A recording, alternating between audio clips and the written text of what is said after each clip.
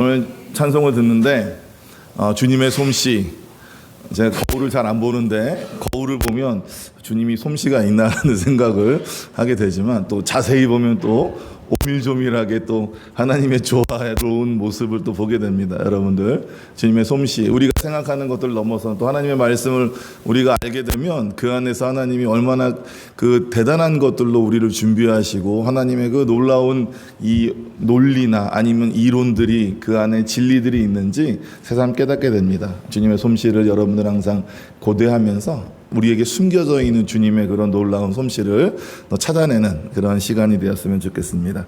이 며칠 비가 좀 많이 왔습니다. 그렇죠? 가정에 비 피해가 없는지 모르겠습니다. 교회 본당에 비가 오면 요쪽에 이렇게 비가 조금 많이 오게 되면 이제 물이 똑똑똑 떨어지게 됩니다. 보통은 제가 와가지고 햇반 있잖아요. 햇반 먹으면 그 원래 햇반에 있었던 그 플라스틱 통 그 정도만 이렇게 휴지에다 놔두면 몇 군데만 놔두면 이렇게 많이 튀지도 않고 커버가 됐습니다. 이제까지. 근데 이번에는 그렇게 놔뒀더니만 한 3시간이 되니까 물이 진짜 차더라고요. 그래가지고 어쩔 수 없이 이 양동이나 세수대야를 이렇게 막 놔두고 이렇게 했었는데 이번에 참 비가 많이 왔습니다. 그런데 제가 그런 모습 안에서 기분이 우울해졌을까요? 그러진 않았습니다. 왜냐하면 그런 모든 일들이 단지 추억 하나, 이야기거리 하나일 뿐입니다. 다행인 것은 누전되지 않아가지고 우리가 이 시간 또 밝은 불 아래서 또 하나님 앞에 예배드릴 수 있다라고 하는 것이 너무나 기쁜 모습일 따름입니다. 오늘 설교의 제목은 생명력으로 승리하는 삶이라고 하는 제목입니다. 승리라고 하는 것은 무엇일까요? 우리가 생각할 때에 보통 돈을 많이 벌어가지고 풍족하게 내가 누리면서 사는 것을 대부분 사람들은 성공한 삶, 승리한 삶이라고 이야기합니다. 우리가 무슨 고상하게 자아실현이라든지 막 이런저런 이야기를 많이 하지만 실제로 우리가 살아가는 모습 안에서 또 많은 사람들의 기준 안에서 돈 많이 벌고 또 그거 가지고 많은 것들을 누리는 것이 내 인생 성공했다라고 하는 것들의 기준이 되는 것 같습니다. 한 가지 저는 이런 상상을 해봤습니다. 집에 컴퓨터가 있는데 어떤 사람이 컴퓨터를 막 이제 버리려고 합니다. 근데 이제 그 안에 어떤 예전에 있었던 사진 같은 것들이 저장되어 있을 것 같아가지고 겨우겨우 틀어가지고 찾다 보니까 그 안에서 비트코인 100개가 나온 겁니다.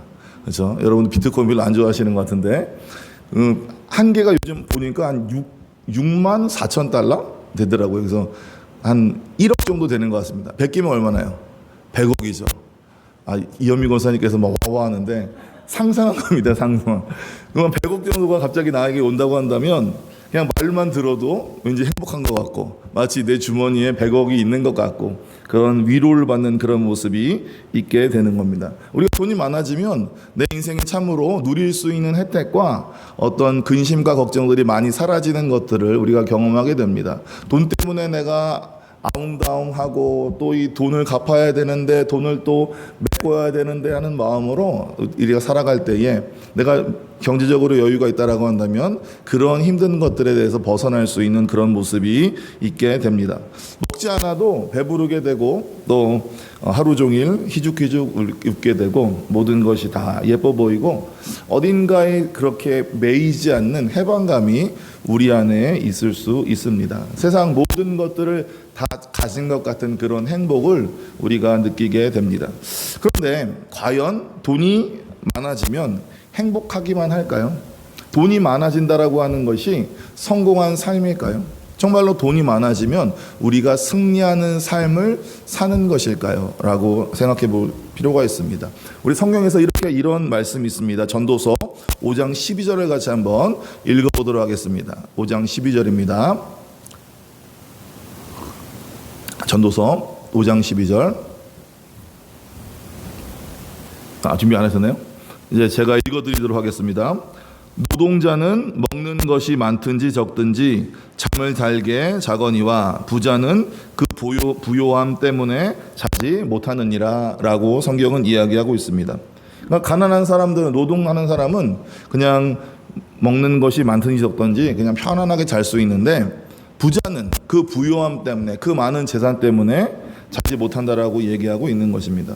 요즘 같은 세상에 많은 돈을 가지고 있다고 해서 항상 행복하지는 않을 것 같습니다. 왜 그럴까요? 한순간에 내가 가지고 있는 돈이 사라지는 일들이 벌어지게 되는 거예요. 우리가 스마트폰 가지고 인터넷 뱅킹을 하는데 내 안에 100억이라고 하는 통장에 돈이 있다 할지라도 한순간에 내 핸드폰이 해킹을 당하든지 아니면 바이러스를 통해서 그 돈들이 인출되는 일들이 벌어질 수 있습니다.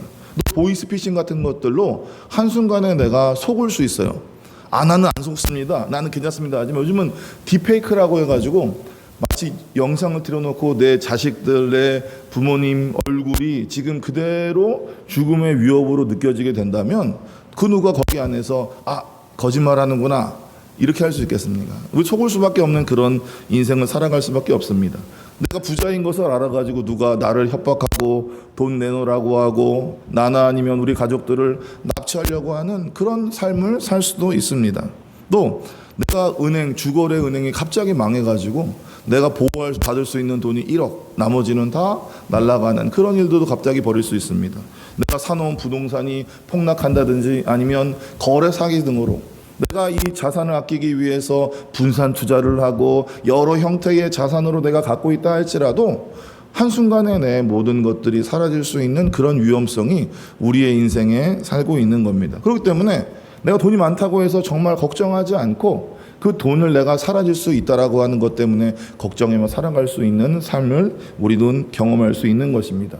성경은 이것들에 대해서 이미 알고 있었습니다. 그래서 가진 것이 많을수록 행복해지기는 하지만 그와는 별개로 내가 그것들을 잃을까봐 걱정하는 것도 실제로 우리에게 존재한다고 성경은 이야기하고 있습니다. 그렇기 때문에 성경이 말하는 성공, 성경이 말하는 승리와 세상이 말하는 승리와 성공은 다르다라고 하는 것들을 우리가 알아야 되는 거예요. 성경에서 말할 때의 승리는 무엇일까? 성경에서 말하는 성공은 무엇일까? 라고 하는 것들을 우리가 잘 기억하시기를 바랍니다. 그래서 이제까지 우리가 이 생명력이라고 하는 주제로 우리가 말씀을 걸어온 것들을 다시 한번 좀 생각하면서 말씀을 좀 정리해 볼 필요가 있습니다. 오늘은 생명력 시리즈 마지막 3번째의 시간입니다. 약속되었던 3걸음 중에 우리는 이제까지 2번의 걸음을 걸어왔습니다. 첫 번째는 뭘까요? 하나님께서 모든 사람에게 생명과 생명력을 주셨지만 인간이 타락함을 통해서 하나님의 목적대로 살게 하는 그 힘, 생명력을 우리는 잃어버리게 되었습니다. 그런데 2번째 설교에서 뭘 얘기했나요? 그런데 우리가 마른 뼈 환상의 말씀을 통해서 하나님께서는 말씀과 성령을 통해서 잃어버린 그 생명력을 우리에게 다시 회복시킬 수 있다라고 하는 그 말씀을 여러분들에게 전해드렸습니다.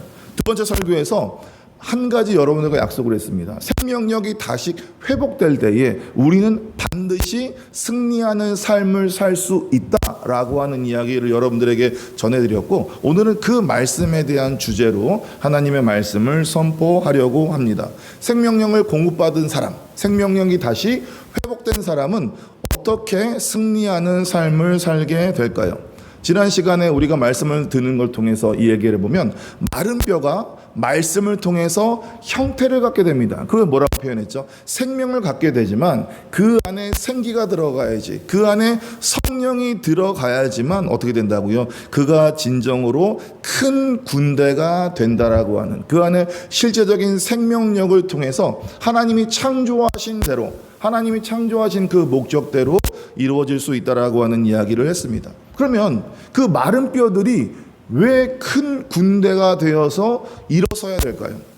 이유가 뭘까요? 목적이 뭘까요? 결국 승리하기 위해서라고요.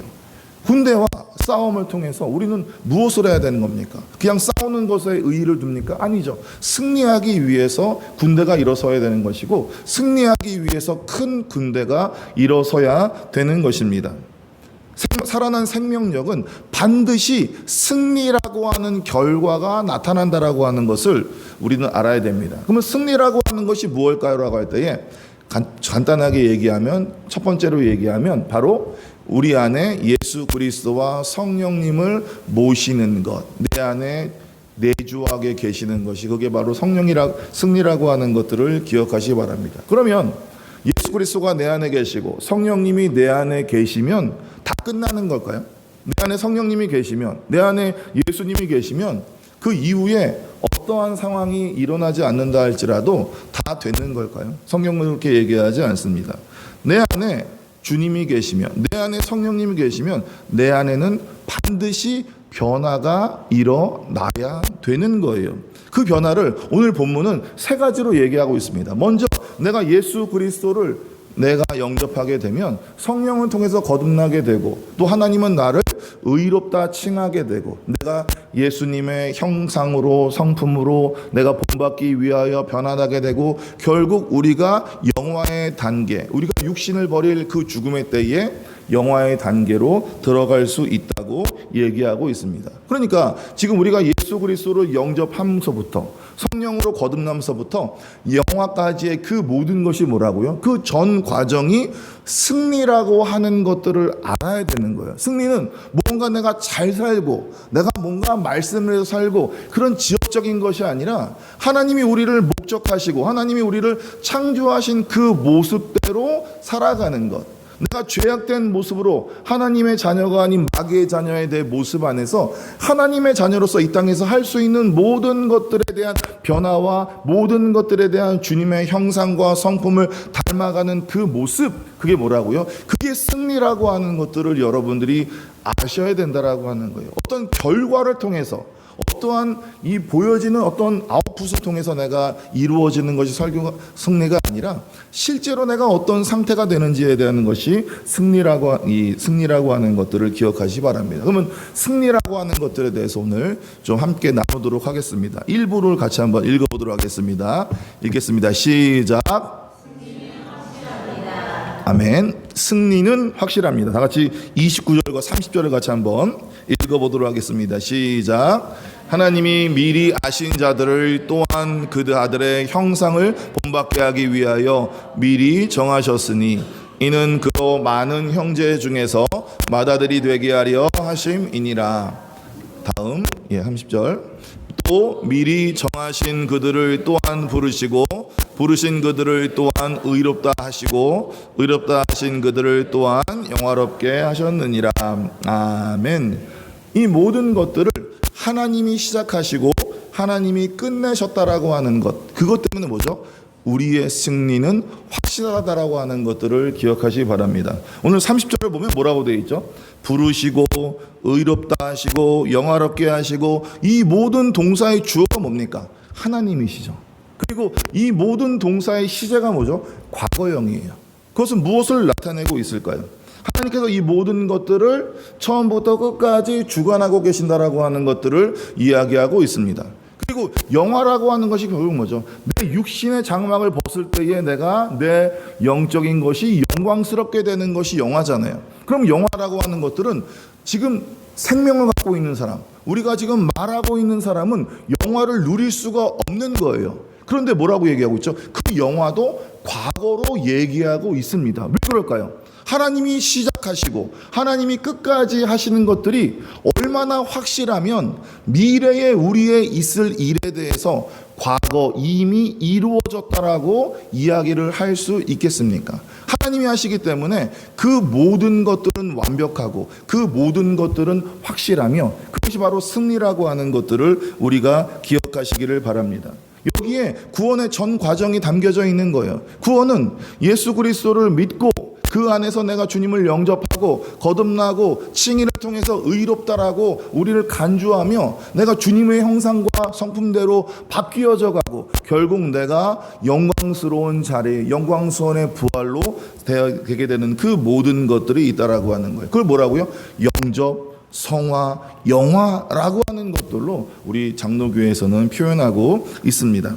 한 사람이 구원을 받아서 그 구원이 실제로 그의 인생을 이끌어가고 이루어지는 것이 뭐라고요? 그것이 바로 이 신앙의 과정이라고 얘기하고, 그것을 한마디로 뭐라고 얘기하고요? 승리라고 하는 거예요. 그것이 바로 승리라고 하는 것들을 우리가 기억하시기 바랍니다. 그 모든 것들이 하나님의 손에 들려 있는 거라고요. 이 전 과정을 사슬로 생각할 수 있습니다. 처음에 이 영접이라고 하는 것, 마지막에 영화라고 하는 것이 다 하나하나 사슬로 연결되어 있어요. 그러니까 내가 주님을 영접하게 되면 그것들이 나를 의롭게 만들게 되고 그것들이 내가 주님을 닮아가게 되고 그것이 내가 영광스러운 영화의 모습까지 우리를 이끌어간다라고 하는 거예요. 사슬은 끊어지지 않습니다. 사슬은 연결되어 있어요. 그 사슬을 붙드시고 이끌어 가시는 분이 바로 하나님이시기 때문에 저와 여러분들이 예수님을 믿음을 통해서 내가 주님을 믿고 영접하면 내가 거듭나게 되면 그 영화의 자리까지 하나님은 우리를 계속해서 인도해 가시는 거예요. 우리가 그것들을 기억하시기를 바랍니다.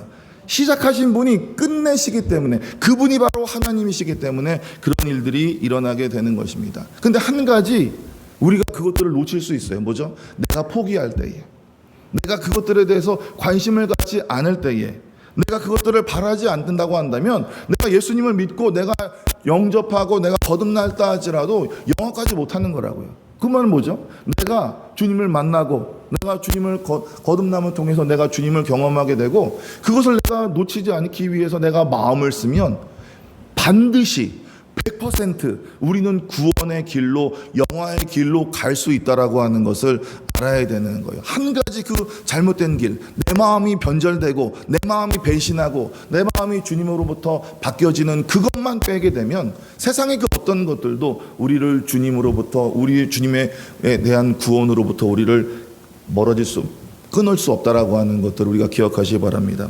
바울은 오늘 이렇게 선포하고 있습니다. 31절을 같이 한번 읽어보도록 하겠습니다. 시작. 그런즉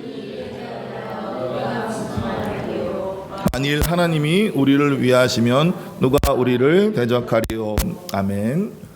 하나님이 우리를 위하시면 우리의 승리가 확실한 이유가 뭐죠? 하나님은 처음부터 끝까지 그 모든 것들을 진행하시는데 그 하나님이 우리를 위하신다고요. 다른 말로 뭐죠? 하나님이 우리 편이라고 하는 겁니다. 하나님이 모든 것들을 주관하시는데 하나님이 우리 편이 아니면 어떻게 되는 거죠? 구원과 승리와 나는 아무런 상관이 없겠죠. 하지만 하나님은 우리를 위하신다고 이야기하고 있습니다.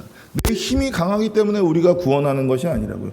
내 힘이 강하기 때문에 내가 예수님을 닮아가는 것이 아니라고요. 하나님께서 우리를 그렇게 이끌어 가시고 하나님이 우리 편이시기 때문에 그렇게 행한다라고 하는 것을 기억하시기를 바랍니다. 그렇다고 한다면 하나님이 우리 편이라고 하는 그 근거가 뭘까요? 우리는 그것들을 어떻게 확신할 수 있을까요? 32절에 나와 있습니다. 같이 한번 읽어보도록 하겠습니다. 시작. 자기 아들을 아끼지 아니하시고 우리 모든 사람을 위하여 내주신 이가 어찌 그 아들과 함께 모든 것을 우리에게 주시지 아니하겠느냐. 아멘. 가장 귀한 하나님의 귀한 그 독생자 아들을 우리를 위해서 기꺼이 주셨다라고 하는, 아끼지 않았다라고 하는 것이 뭐죠? 하나님이 우리 편이라고 하는 증거이라고 하는 것들을 기억하시기 바랍니다. 내가 어떤 사람에게 내 가장 귀한 것들을 주었습니다. 그러면 그보다 안 좋은 것들을 주는 것들은 당연하잖아요. 그렇지 않을까요? 내가 가장 좋은 것들을 줬는데 근데 그 사람을 내가 배신할까요? 내가 그 사람에게 대해서 내 마음을 회수할까요? 그런 일은 일어나지 않는다고요. 내 모든 것들을 주고 내 가장 좋은 것들을 주었기 때문에 그가 어떤 상황이든 간에 더 많은 것들을 주려 한다라고 하는 것들을 기억하시기 바랍니다. 그렇기 때문에 어떻게 되는 거죠? 우리가 잘해서 하나님의 자녀가 되었습니까? 아니잖아요. 하나님이 우리에게 그 예수 그리스도를 보내셨고 아끼지 않고 십자가에 죽게 하셨기 때문에 우리가 하나님의 자녀가 되었잖아요. 우리가 영접이라고 하는, 주님의 영접이라고 하는 은혜를 모두가 경험했다라고 하는 것을 기억하시기를 바랍니다. 하나님은 가장 귀한 아들을 아끼지 않았어요. 그 때문에 우리는 어떻게 하고 있는 거죠?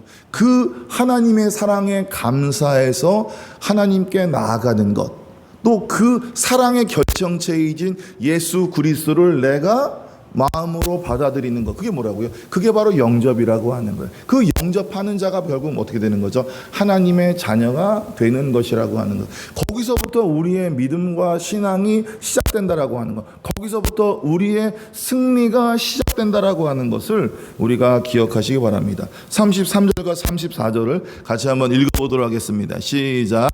누가 능히 하나님께서 택하신 자들을 고발하리요? 의롭다 하신 이는 하나님이시니 누가 정죄하리요? 죽으실 뿐 아니라 다시 살아나신 이는 그리스도 예수시니 그는 하나님 우편에 계신 자요 우리를 위하여 간구하시는 자신이라. 아멘.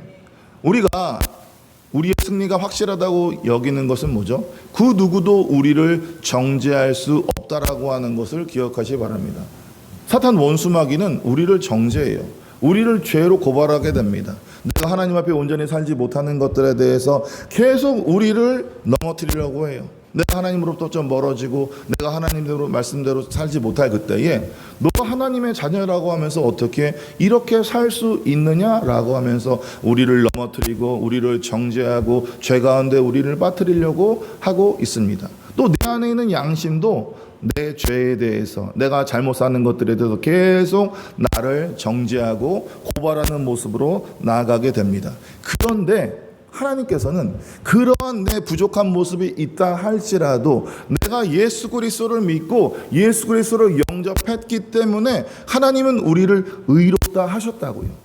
다른 사람이 아니라 모든 만물의 심판자이신 심판주이신 하나님께서 우리를 의롭다 하셨기 때문에 사탄 원수막의 그 정죄도 우리 안에 있는 그 양심도 우리를 정죄하고 고발할 수 없다라고 하는 것을 우리가 기억하시기 바랍니다. 오늘 말씀 이 33절 34절의 말씀을 어떻게 이해할 수 있냐면 이 사탄 원수마귀와 우리의 양심이 우리를 고발하고 있습니다. 검사로서 우리를 고발할 수 있어요. 그런데 이 재판장이신 하나님께서는 이미 우리에 대해서 무죄라고 이미 선고를 내리셨습니다. 그 선고를 내린 이유가 뭐죠? 예수 그리스도가 우리를 위해서 대신 그 모든 변호를 하신 거라고요. 자기 생명을 통해서 자기 목숨을 통해서 예수님은 우리를 변호해 주셨습니다. 그리고 만에 하나 사탄 원수마귀가 우리를 넘어뜨릴 수 있기 때문에 지금 하나님 옆에서 추가 변론을 하실 수 있도록 하나님 앞에 기다리고 서서 준비하고 계시는 그런 모습입니다. 이 재판 결과는 이미 정해져 있어요. 이 승리는 우리에게 반드시 오고 확실하다라고 하는 것들을 우리가 기억하시기를 바랍니다.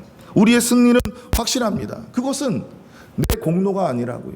내가 올바로 살았기 때문이 아니라고요. 결국 뭘까요? 바로 하나님께서 그것들을 시작하시고 예수 그리스도의 보혈이 우리 안에 있었기 때문이라고 하는 것들을 기억하시기 바랍니다. 두 번째 설교 때에, 지난 설교 때에 어떤 말씀을 들었나요?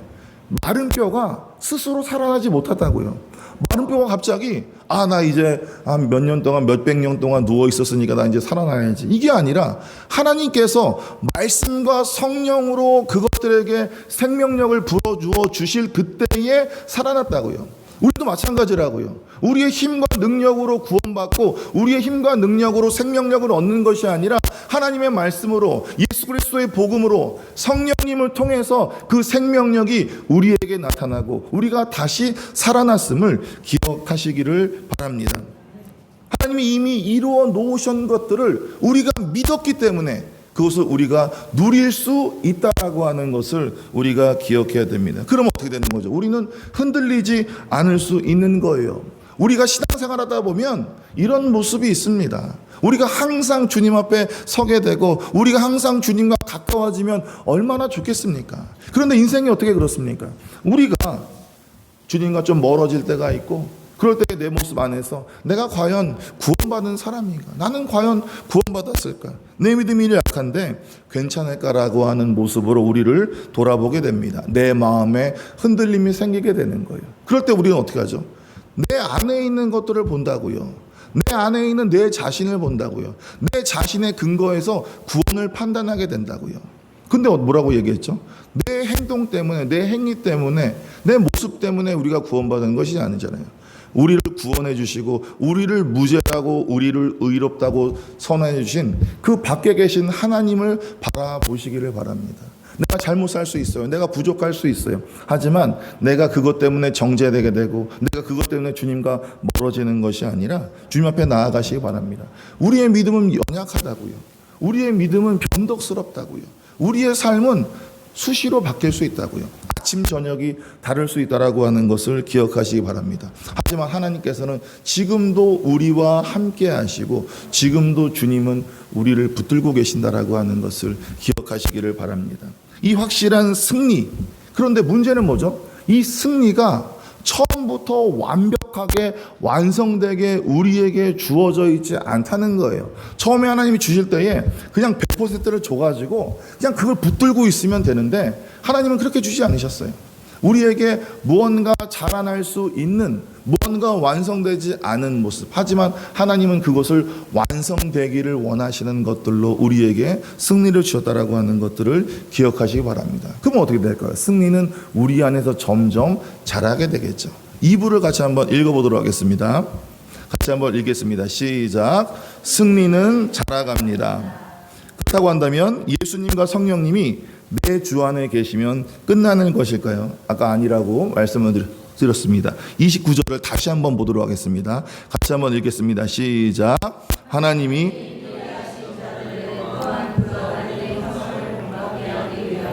미리 정하셨으니 이는 그로 많은 형제 중에서 맏아들이 되게 하려 하심이니라. 아멘.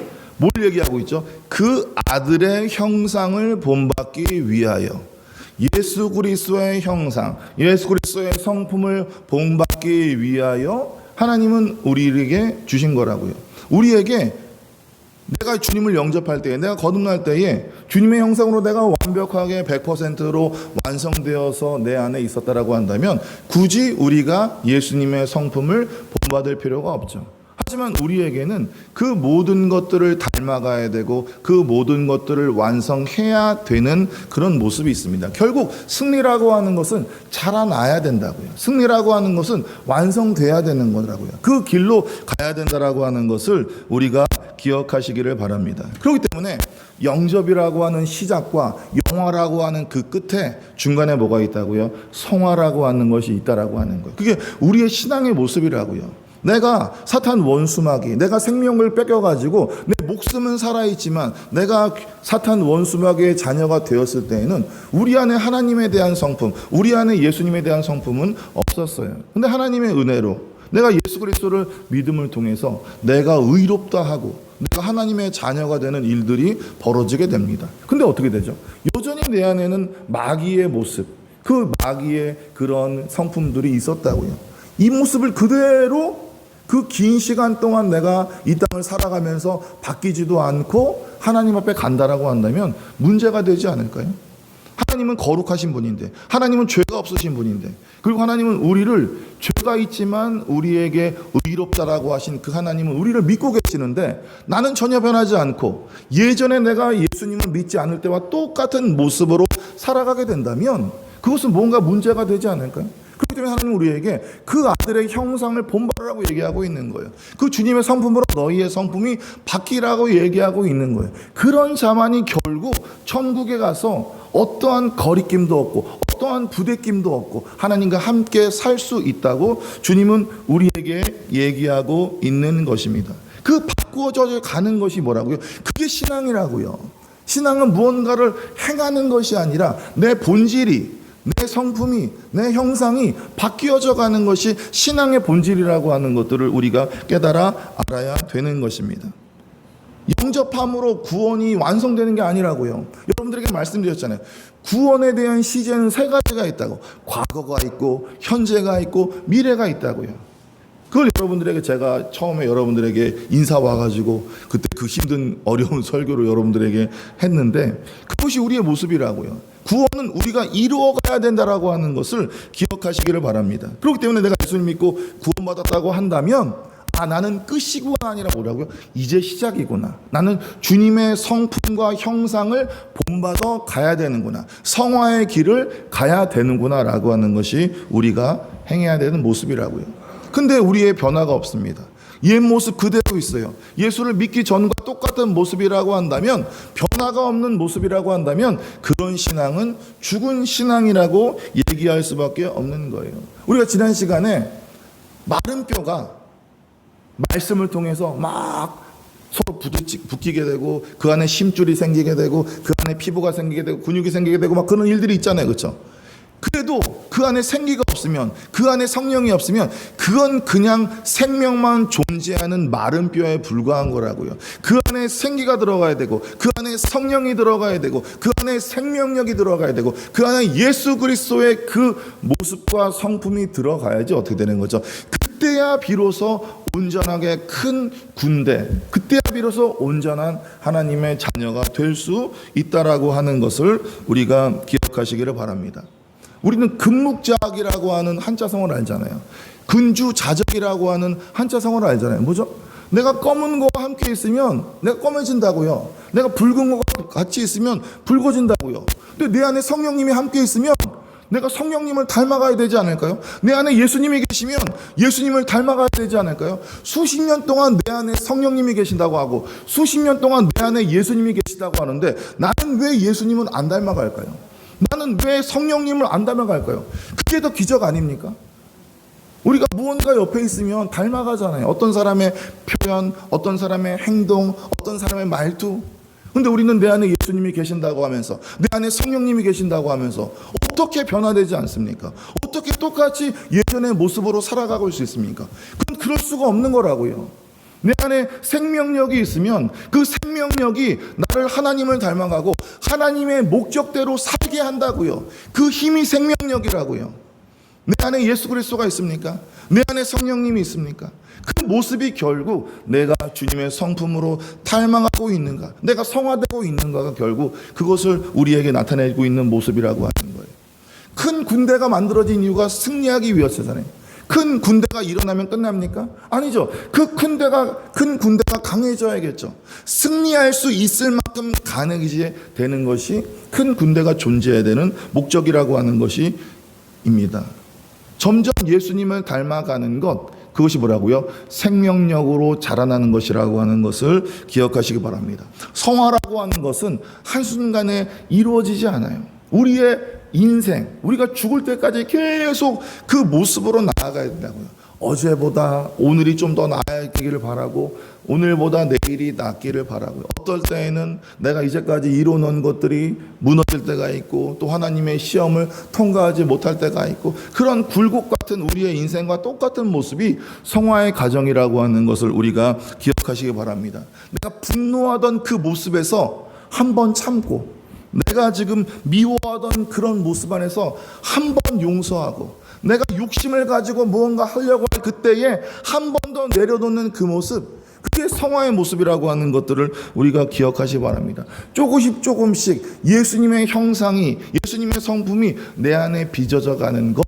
그것이 성화이고 그것이 신앙이라고 하는 것들을 우리가 알아야 됩니다. 그러면서 지난 설교 때 제가 여러분들에게 뭘 얘기했나요? 거푸집에 대한 이야기를 했다고요. 3주 전에. 우리가 거푸집이 뭘까요? 콘크리트 구조물을 만들 때에 나무나 철로 그 틀을 만드는 것이 거푸집입니다. 내가 어떤 작품을 만들 때에 그걸 만들기 위해서 어떤 진흙으로 어떤 모양의 형태를 만들어 놓는 것이 거푸집이라고요. 거푸집만 있으면 되나요? 거푸집만 있으면 안 된다고. 거푸집은 결국 버려버리는 거라고요. 하지만 거푸집이 없으면 어떻게 되는 거죠? 그 안에 재료들을, 그 안에 시멘트를 아무리 넣어도 그 형태대로 만들 수가 없게 되는 것입니다. 우리의 신앙도 거푸집 원리와 똑같다고요. 우리의 모습 안에서 율법, 복음, 율법 이렇게 얘기했는데, 율법, 복음, 작품, 이렇게 이번에는 좀 얘기하기 원합니다. 첫 번째, 우리에게는 율법이 있어야 돼요. 우리에게는 하나님의 말씀이 있어야 된다고요. 교회 나와서 우리가 어떻게 예배드리고, 어떻게 하나님의 말씀을 듣고, 어떻게 기도하고, 어떻게 찬양하고 있는 모든 것들을 우리가 배워야 된다고요. 비록 내가 예수님을 경험하지 못하지만, 내가 그 은혜는 잘 모르겠지만, 우선은 내 모습 안에서 예배드릴 수 있는, 하나님의 말씀대로 살아갈 수 있는 그 틀이 만들어져야 된다고요. 하나님께서는 구약시대 때 이스라엘 백성들에게 하나님의 말씀을 줬어요. 율법을 줬어요. 율법이 뭐죠? 하나님의 백성으로서 살아가야 되는 의무 조항, 하나님의 백성으로 살아가야 되는 기준을, 법을 그들에게 준 것이라고요. 그렇기 때문에 그 법은, 그 율법은 구원과 상관이 없어요. 하나님의 백성대로 살아갈 수 있는 모습, 그들에게 거푸집을 만들 수 있는 모습, 최소한 하나님의 백성이라고 한다면 그런 모습으로 살 수 있게끔 주신 것이 바로 뭐라고요? 율법이라고 하는 것들을 기억하시기 바랍니다. 그렇기 때문에 율법만 있으면 안 된다고요. 거푸집만 가지고 있으면 안 된다고요. 그 안에 뭐라고요? 복음을 집어넣어야 된다고요. 그 안에 예수 그리스도를 집어넣어야 된다고요. 그 안에 성령님을 집어넣어야 된다고요. 그럼 어떻게 되는 거죠? 시멘트와 같이 그 안에 다른 녹여져 있는 금속과 같이 그것들이 단단히 굳어져서 시멘트의 구조물이, 콘크리트의 구조물이 아니면 작품이 완성되게 되는 것들을 보게 되는 것입니다. 그럴 때 결국 어떻게 되는 거죠? 최종적으로 작품이 나타나게 되는 것입니다. 부어진 재료가 굳어지면 어떻게 되는 거죠? 더 이상 거푸집이 없어도 그 형태가 유지되게 되는 거라고요. 이게 뭐라고요? 신약에서 그리스도의 율법이라고요. 우리가 율법을 지키려 하지 않아도 내가 거푸집 안에서 율법 안에서 살아갈 때 그 모습과 내 안에 복음과 성령과 생명력이 들어가게 되고 그것이 단단하게 구워지면 나는 자유롭게 행동해도 나는 하나님의 율법대로 살아가는 거예요. 하나님의 말씀대로 살아가는 거예요. 그게 뭐라고요? 바로 그리스도의 율법. 고린도전서 9장 21절에 얘기하고 있습니다. 또 어떻게 되는 거죠? 그렇기 때문에 나는 더 이상 율법의 족쇄에 매여 있는 것이 아니라 율법 안에서 자유함을 느끼는 거예요. 자유를 주는 율법. 야고보서 1장 25절, 2장 12절 세 번역으로 나올 때에 자유를 주는 율법이라는 표현을 쓰게 되는 것입니다. 그렇기 때문에 율법은 우리에게 족쇄가 되지 않아야 되는 거예요. 결국 어떻게 되는 거죠? 내가 성화될 때에, 내가 주님을 닮아갈 때에 더 이상 율법이 우리에게 족쇄가 되지 않는다라고 하는 것을 기억하시기를 바랍니다. 그렇기 때문에 우리가 그리스도 율법으로 산다고 하는 것들을 율법의 행위로도 산다, 그 율법으로 구원받는다라고 하는 그런 말도 안 되는 얘기를 하지 마시고 생각하지 마시고 율법으로 돌아가는 것이 아니라고 하는 것들을, 그리고 율법으로 구원받는 것이 아니라고 하는 것을 기억하시기 바랍니다. 그리스도의 율법은 내 안에 그리스도를 통해서 하나님의 말씀대로 살아가는 것을 얘기하고 있는 거예요. 구원받은 자가 성령의 능력으로 율법의 본뜻, 사랑의 그런 사랑을 기쁘시게 이루어가는 것, 우리가 로마서 8장 4절을 같이 한번 읽어보도록 하겠습니다. 같이 읽겠습니다. 시작. 육신을 따르지 않고 그 영을 따르는 행하는 우리에게 율법의 요구가 이루어지게 하려 하심이니라. 아멘. 율법은 우리에게 요구를 해요. 하나님의 말씀, 하나님의 모습대로 살아가라고 하는 것, 하나님의 백성, 하나님의 자녀로 살아가라고 하는 것, 내 안에 생명력이 있으면, 내 안에 예수가 있으면, 내 안에 성령이 있으면 그 모습 그대로 율법의 요구를 감당할 수 있게 되는 것입니다. 그것이 외식하는 것이 아니고, 그것이 나를 족쇄를 갖는 것이 아니고 자유롭게 내 모습으로 살아갈 수 있다라고 하는 것을 오늘 말씀을 통해서 저와 여러분들이 기억하시기를 바랍니다. 거푸집이 없으면 그 시멘트는 제대로 모양을 갖춰줄 수 없습니다. 하지만 거푸집 안에 그 시멘트가 들어가게 되면 어떻게 되는 거죠? 결국 그 거푸집은 필요가 없다라고 하는 것을 우리는 기억하시기를 바랍니다. 그렇기 때문에 어떻게 되는 겁니까? 그 안에서 우리는 온전한 모습으로 살아갈 수 있다라고 하는 것을 우리가 기억하시기 바랍니다. 이렇게 살아가고 자라가는 승리를 그러면 어떤 것들이 막을 수 있을까요? 어떤 것들이 중단할 수 있을까요? 3부를 좀 보도록 하겠습니다. 같이 한번 읽어보도록 하겠습니다. 시작. 승리는 끊어지지 않습니다. 아멘. 35절, 37절을 같이 한번 읽어보도록 하겠습니다. 시작. 누가 우리를 그리스도의 사랑에서 끊으리요? 환난이나 곤고나 박해나 기근이나 적신이나 위험이나 칼이랴. 37절. 그러나 이 모든 일에 우리를 사랑하시는 이로 말미암아 우리가 넉넉히 이기느니라. 아멘. 바울이 지금 적시했던 35절의 내용들은 우리를 위협하는 것들입니다. 환난, 곤고, 박해, 기근, 적신, 위험, 칼. 실제로 우리의 삶을, 우리의 인생을 억누르고 짓누르는 것들입니다. 그런데 바울은 단언하고 있어요. 이 모든 것들도 그리스도의 사랑에서 나를 끊을 수 없다라고 얘기하고 올 수 있어요. 어떻게 이렇게 자신 있게 얘기하나요? 실제로 바울은 이 모든 것들을 경험해 봤다고요. 그런데 어떻게 되는 거죠? 내가 경험해 봤는데 그 모든 것들을 경험해 봐도 나를 예수님으로부터 끊을 수 없더라. 결국 탁상공론하고 어떤 이론과 생각을 하는 것이 아니라 실제로 경험해 봤는데 세상의 그 어떤 것들도 나를 주님으로부터 끊을 수 없다라고 하는 것을 바울이 경험하게 되고 자신 있게 지금 이야기하는 것들을 보게 됩니다. 그러면서 뭐라고 얘기하고 있죠? 넉넉히 이기느니라. 넉넉히 승리한다고 얘기하고 있는 거예요. 겨우 이기는 것이 아니라고요. 환난 속에서 억지로 이기는 것이 아니라고 하는 것들을 기억하시기 바랍니다. 여러분들께 계속 얘기하듯이 이기고 승리한다라고 하는 것은 그 어렵고 힘든 환경이 사라지는 게 아니라고요. 여전히 내 안에 힘듦과 어려움이 있지만 근데 나는 세상 사람들이 이해하지 못하게 그것들을 넘어서는 평안과 승리를 갖게 된다고요.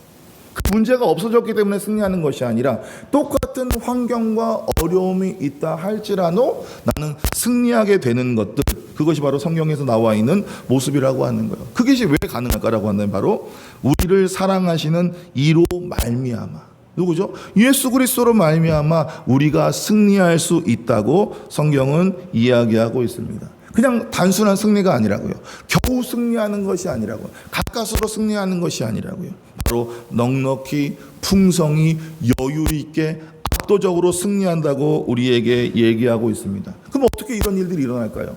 나에게도 나오는 건 게 아니기 때문인 거죠.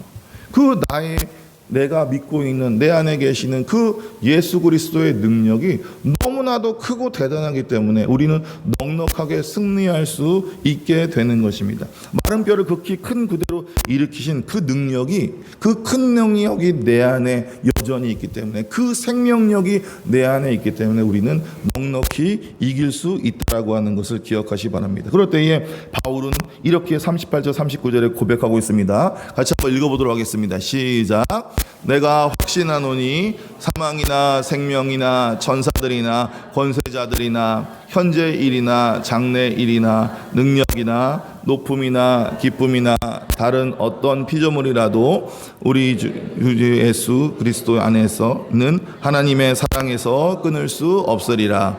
아멘. 지금 여기 나와 있는 거 뭐죠? 바울이 경험하지 못한 거예요. 바울이 경험하지 못한 건데 그럼에도 불구하고 단언적으로 이것들도 자기를 주님의 사랑으로부터 끊지 못한다고 얘기하고 있습니다. 왜 그럴까요?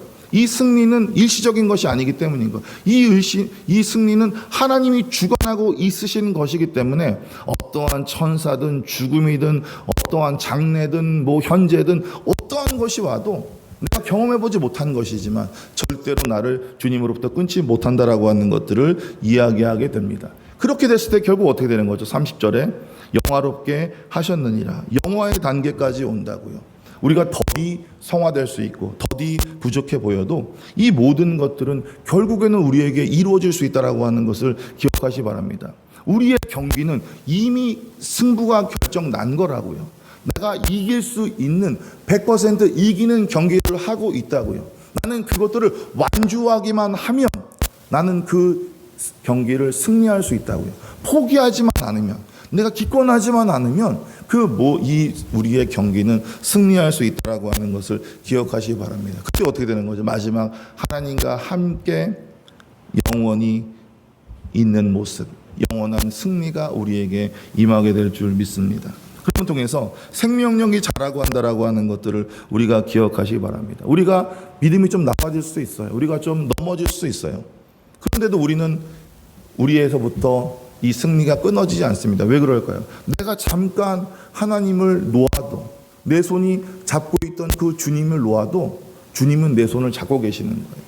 여러분들 기억하시기 바랍니다. 내가 좀 놓칠 수 있어요. 내가 좀 넘어질 수 있어요. 그때 내가 내 스스로 아이고 안 되겠다, 나는 포기해야지, 그게 아니라 그럼에도 불구하고 내가 일어서려고 한다면 주님께서 여러분들을 계속 붙들어 주시고 다시 여러분들이 주님의 손을 잡게 될 줄 믿습니다. 성화라고 하는 것은 완벽한 사람이 하는 게 아닌 거예요. 넘어져도 주님의 사랑 안에서 다시 일어나서 예수님께 다시 나아가려고 하는 그런 연약한 자가 하는 것이 성화라고 하는 것을 기억하시기 바랍니다. 강한 사람이 승리하는 것이 아니라 승리하는 사람이 강하다라고 하는 것을 기억하시기 바랍니다. 우리가 어린아이를 볼 때에 어떤 모습입니까? 걸음마를 뗄 때에 우리는 어린아이들이 수없이 넘어지는 것들을 보게 됩니다. 그럴 때 어떻게 되는 거죠? 넘어진다고 해서, 너무 많이 넘어진다고 해서 그 아이가 걷지 못합니까? 아니잖아요. 우리도 어렸을 때 너무나도 많이 넘어진 이후에 서게 되는 것들을 보게 되잖아요. 안 넘어지는 게 중요한 것이 아니라 넘어진다 할지라도 다시 일어나려고 하는 그 마음과 의지가 결국 우리에게 중요하다라고 하는 것들을 기억하시기 바랍니다. 그 일어나려고 하는 힘, 그것이 뭐라고요? 그게 바로 생명력이라고요. 그것이 바로 성령이 우리에게 주시는 힘이라고 하는 것들을 기억하시기를 바랍니다. 이제 말씀을 맺도록 하겠습니다. 이제 생명력 시리즈 말씀 마무리하기를 원합니다. 우리는 생명력을 잃었었어요. 하지만 하나님은 말씀과 성령으로 그 생명력을 다시 공급해 주셨습니다. 우리는 그 받은 생명력으로 우리는 승리하는 삶을 살 수 있음을 기억하시기를 바랍니다.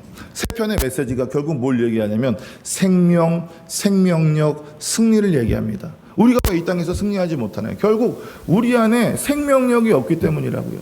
그 생명력을 회복할 수 있는 내 안에 생명력이 무엇인가라고 하는 것들을 우리가 깨닫게 된다면 결국 우리는 이 땅에서 승리할 수 있다라고 하는 것을 기억하시기를 바랍니다.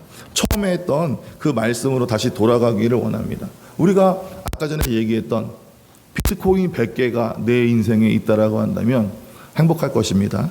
그런데 그것이 진정으로 우리를 승리하게 하지 못합니다. 왜 그럴까요? 그것을 갖고 있음으로 해서 내가 두려운 마음으로 살 수 있습니다. 또 뭐죠? 내가 그것들을 잘 가지고 그 안에서 정말로 행복하게 의미 있게 사용해요. 그리고 여전히 그것보다 더 큰 돈을 갖고 있다 할지라도 내가 지금 임종의 자리에서 내가 지금 죽음의 문 앞에 놓여져 있을 때에 내가 가지고 있는 그 많은 재산이 내가 가지고 있는 이 땅에서의 성공과 형통이 승리가 나를 승리하게 만들까요?